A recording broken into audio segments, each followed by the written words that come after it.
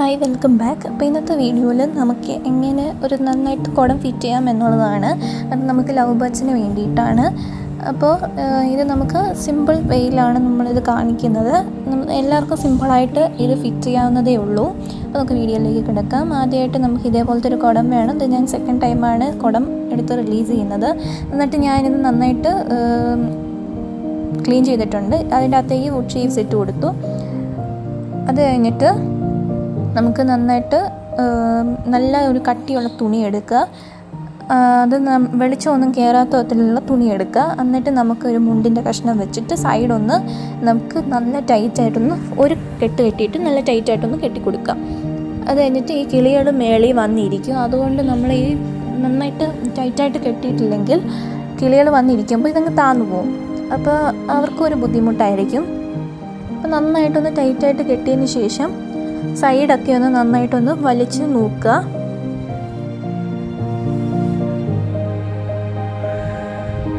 സൈഡൊക്കെ നന്നായിട്ട് വലിച്ച് നോക്കിയിട്ട് ഒരു കെട്ടും കൂടെ ഒരു ടൈറ്റും കൂടെ ആവാൻ വേണ്ടിയിട്ട് ഒരു കെട്ടും കൂടെ കെട്ടി വെക്കുക.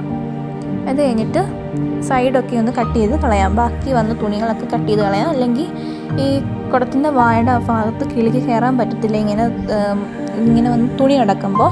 അപ്പോൾ അത് സൈഡൊക്കെ കട്ട് ചെയ്ത് കളയാം. അത് കഴിഞ്ഞിട്ട് ഒരു കെട്ടുകമ്പി എടുക്കുക.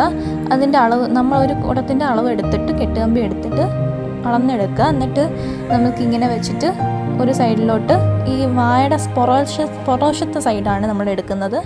അവിടെയൊക്കെ നമുക്ക് ഇതേപോലെ ട്വിസ്റ്റ് ചെയ്തിട്ട് ഒന്ന് എടുക്കുക. അത് കഴിഞ്ഞിട്ട് രണ്ടാമത്തെ കെട്ടുകമ്പി എടുത്തിട്ട് അതേപോലെ തന്നെ ബാക്ക് സൈഡിൽ തന്നെ മറ്റേ കെട്ടിൻ്റെ ഇപ്പുറത്തെ സൈഡിലോട്ട് നമുക്ക് കെട്ടിക്കൊടുക്കുക. അതും ട്വിസ്റ്റ് ചെയ്ത് കൊടുക്കുകയാണ്. ഇനി ഇത് നമുക്ക് നേരെ കിളിക്കൂട്ടി കൊണ്ടുപോയി ഫിറ്റ് ചെയ്യുവാണ്. നമ്മൾ ഒരു സൈഡിൽ ഒരു ഇങ്ങനെ ചതുരത്തിലുള്ള കൂടാണെങ്കിൽ നമുക്ക് അതിൻ്റെ രണ്ട് എൻഡായിട്ട് നമുക്ക് ഇങ്ങനെ കൊടുത്തിട്ട് കെട്ടാം.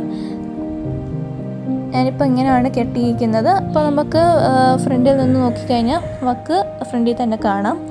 അപ്പോൾ ഞാൻ ഇത് ഫിറ്റ് ചെയ്തിട്ടുണ്ട്. അപ്പോൾ നിങ്ങൾക്ക് ഈ വീഡിയോ ഇഷ്ടമായെങ്കിൽ ലൈക്ക് ചെയ്യണം, ഷെയർ ചെയ്യണം, സബ്സ്ക്രൈബ് ചെയ്യണം. ആ സബ്സ്ക്രൈബ് ബട്ടൻ്റെ തൊട്ടടുത്തുള്ള ബെല്ലൈക്കണും കൂടെ ഞെക്കുക. അപ്പോൾ ഞാൻ ഇനി പുതിയ വീഡിയോസ് ഇടുന്നിടം വരേക്കും താങ്ക് യു.